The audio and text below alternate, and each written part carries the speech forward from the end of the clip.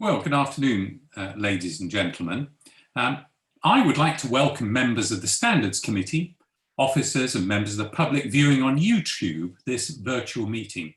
I'm Dr. Axel Palmer, chair of this committee. I'm now going to call out the names of the other participants for this meeting to introduce themselves. Firstly, Councillor Sally Davis. Hello, present, and Councillor for Farnborough Ward, Clutton Farnborough Ward. Councillor Duncan Hounsell. Present, Councillor for Salford Ward. Councillor Michelle O'Doherty. Present, Councillor for Newbridge Ward. We have apologies, which we will note later, from Councillor June Player. I'm aware that Councillor Jess David has been delayed. And we have, may I firstly call upon the independent person, Tony Drew. I'm present, thank you. And Tony Crouch, not present. Clive Fricker. Clive Fricker's waving his hand, but actually I think needs to unmute and say that he's here.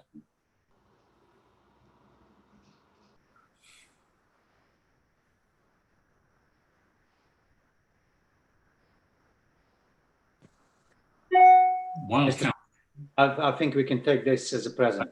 I think we will. I'm present, Chairman, thank you. Kathy Thomas, who also needs to unmute. Sorry. Yes. Yes, I'm here. That's fine. And pleased to see Councillor Jess David. I'm so sorry I was late, Chair. Not at all. And that's fine. Also present are Maria Lucas, who's the monitoring officer. Good afternoon. And Michael Hewitt, the deputy monitoring officer. Hello, I'm just observing today, thank you. And Jack Latkovich, the senior democratic services officer. Good afternoon.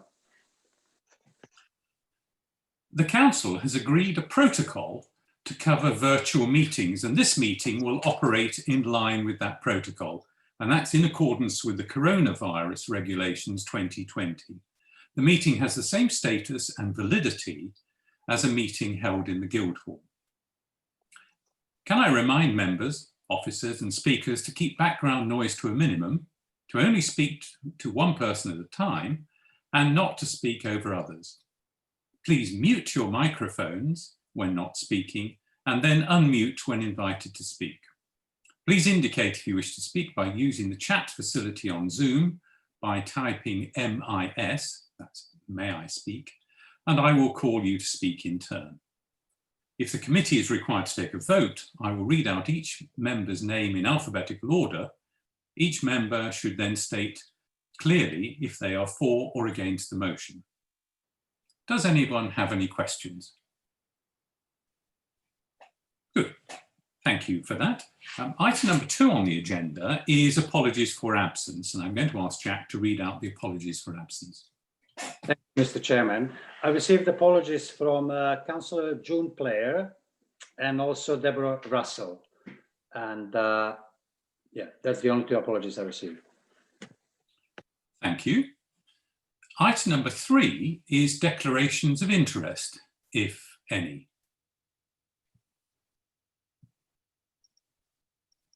No. Item number 4 is to announce any urgent business agreed by the chair. And I have agreed to bring forward a complaint received from a member of the public as an urgent item. All members of the committee have received the papers on this matter in advance of the meeting. The item will be considered in exempt session after the last item on the agenda. This item is exempt under Section 12A of the Local Government Act 1972. For one, the information relating to an individual, And 2, information which is likely to reveal the identity of an individual. Now, I'm going to ask the committee if anyone objects to this item being considered in exempt session.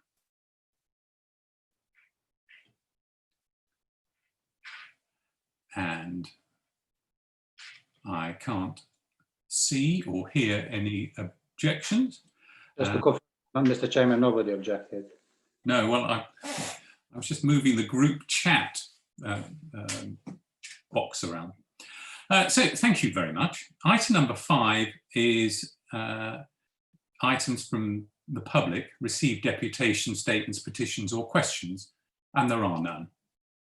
Item 6 is items from councillors and co-opted and added members relating to the general business of the committee, and there are none.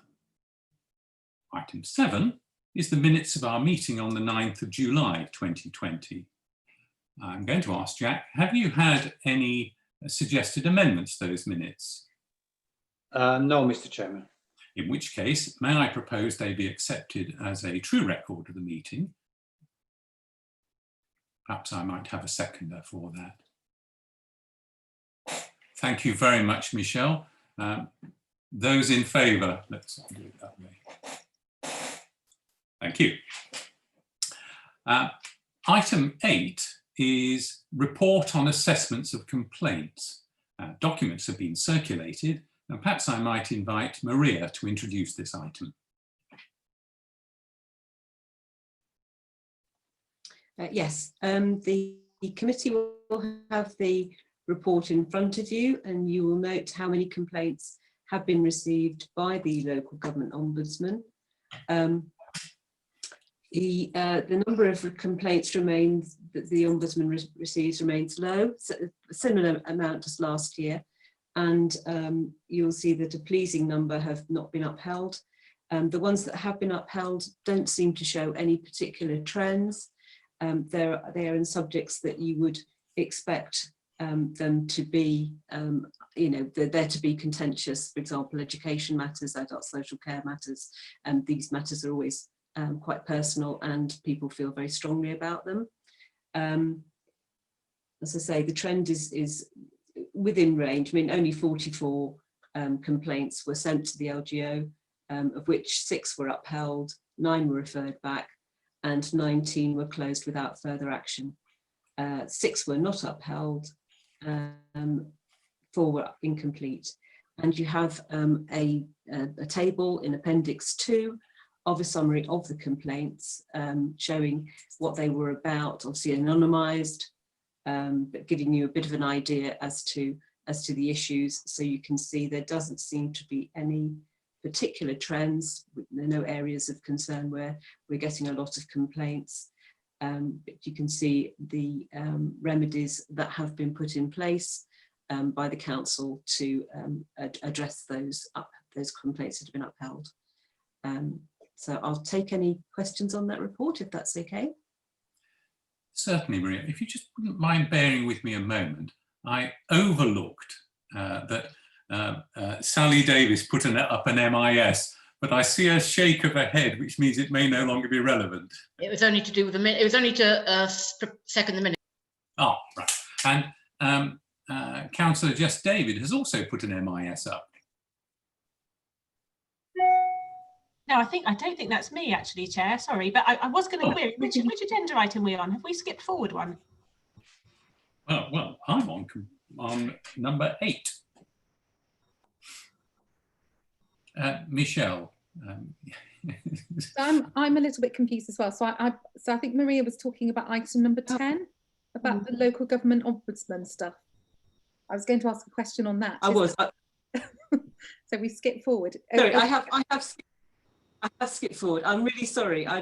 Yes, I apologise. So just to be clear, Yes. Are we carrying on with that agenda item just for the sake of continuity? Why not? That makes sense. Okay, so I do have a question about it then. My question is, just to help me understand really, it's pleasing to see that there's no sort of obvious trends and that, as a council, we seem to be doing quite well in the complaints department. I just wanted to just sort of understand how we monitor the the sort of outcomes from the recommendations from the Ombudsman's feedback?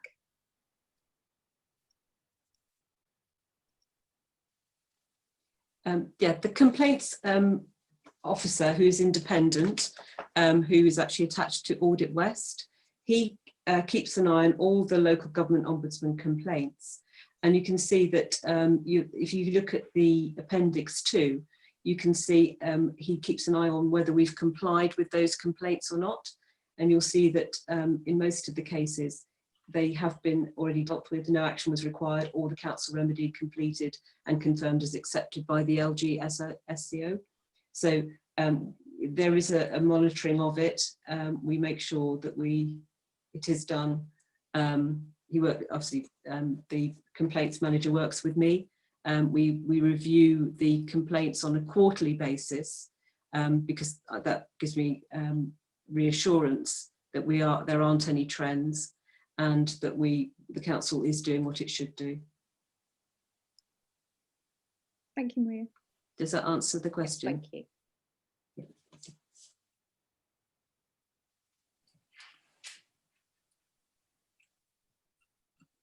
I've got Jack has put an MIS. Apologies, Mr. Chairman. There was a little bit of confusion that was created by us here, Democratic Services. I just noticed that in your original agenda, your item number 2 is emergency evacuation procedure. I honestly don't know why it's in there. My apologies for that.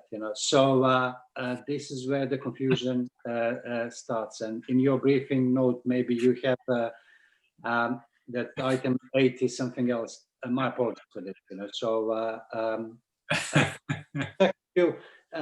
Just for the benefit of public who may be viewing this on YouTube, are you talking about the report on the assessment of complaints, or annual report on the local government ombudsman complaints?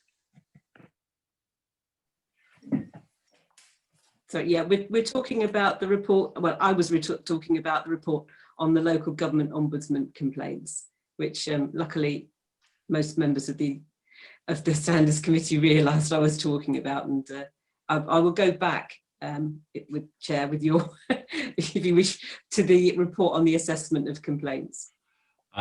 Yes, thank you. Sorry, there's another question. Thank you for that. Jess, you. Thank you. Yeah, I just had a quick suggestion to make. I agree the report, the Ombudsman report is really reassuring about the level of complaints and those upheld remaining consistent. With regard to the last upheld complaint that is detailed, which is about a parent complaining about their child's access to education whilst they were unable to attend school. I thought some of the remedies that were suggested there were quite interesting, and I wondered whether we could just send a note to the Overview and Scrutiny Committee that covers children's services about that, so it's something they could consider for their work plan. I guess that would be an action for the committee. Certainly that's something you can. In which case, I think that would probably be very helpful. Thanks. That's a good solution, a good suggestion. Yeah, thank you. Just looking down the list, I can't see any other points on this. And to be clear, that we've been dealing with the local government ombudsman case. So if there's nothing else, I can move on to another item on the agenda, which I have as number 8, but for clarity, it's report on the assessment of complaints, that is complaints to Bath and North East Somerset Council. Maria, again.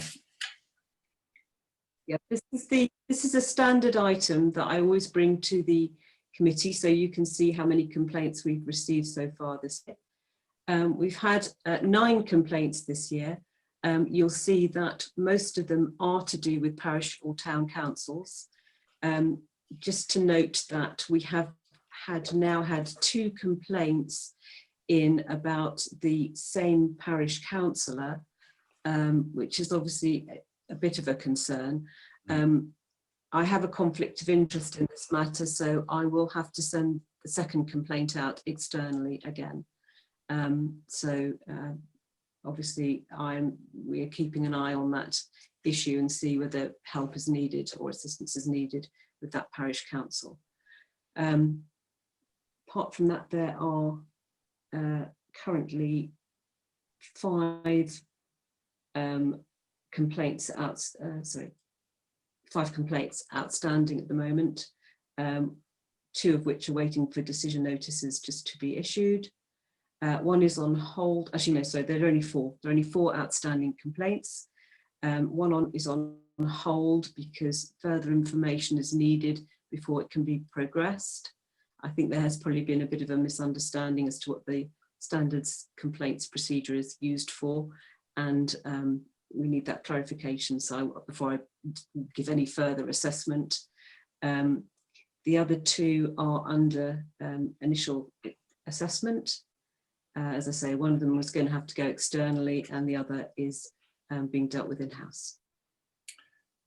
Thank you, Maria. And by externally, you mean to external solicitors?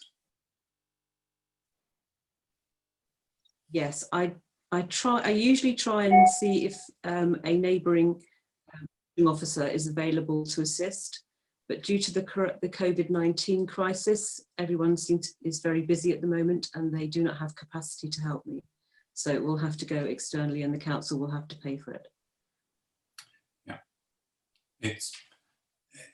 it's part of the cost of a standards regime that sometimes things can't be done in-house, but it's a cost that I'm afraid that the council has to bear, no matter how economic you might be able to make it, Maria. But it's most things, of course, are done in-house, so there is no additional charge. But this is one where there can be. We are asked to note this report as usual. Are there? I can't see any or read any suggested opportunities for comment. In which case, if colleagues are comfortable, we can note this and move on to the next agenda item, which I have on my agenda as number 10, Parish Liaison Meeting Terms of Reference. And Maria's had a moment to get her breath back. So, Maria, would you mind talking us through this small item, please? I have authority under the Constitution to make minor delegated officer decisions, to make minor amendments to the Constitution where it's sensible to do so without having to go to full council. If I do this, I then have to bring them to the attention of the Standards Committee. Now, this amendment was requested by the Parish Liaison Committee with regard to their terms of reference, and therefore I have agreed it, but I'm bringing it before you so you can note it. Thank you. Papers were already circulated on this. I can't see or note any potential comments. In which case, next item is the work plan for Standards Committee. And as ever, we have a series of events to go through during the calendar year. And the next plan is in January, which is the annual report of the Standards Committee, I believe. We have a meeting in November. I don't think anything's planned for that, Maria. No, not at the moment. And I was expecting possibly 2 investigations, but actually they have those 2 complaints have actually resolved without needing investigation. Hearings. I was expecting them to maybe having to have 2 hearings, but those 2 complaints have resolved with mediation being accepted by the parties. So we haven't had to have a hearing. So I suspect the meeting in November there will be no work for the committee, so you could actually vacate that if you wish to do so. Or you could bring the annual report of the Standards Committee forward, because it's been a bit delayed this year. So I'm afraid it wasn't ready for this meeting. You may wish to consider having that then.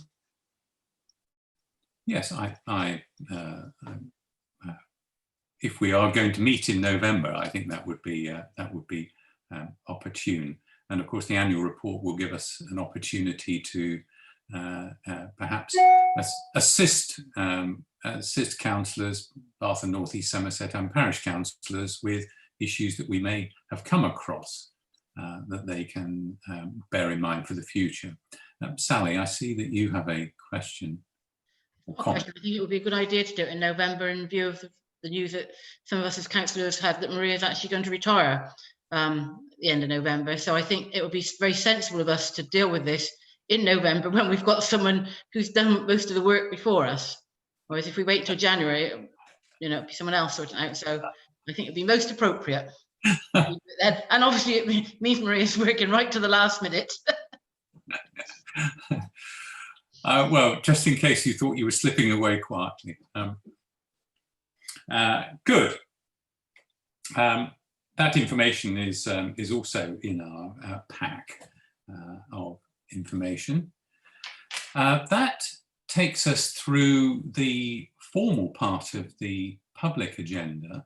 I'd like to thank everyone who has been watching this meeting on YouTube and who has participated. The next meeting of the Standards Committee is scheduled for the 19th of November. And unless there are any other points to raise now, then I propose to close this part of the meeting. Thank you.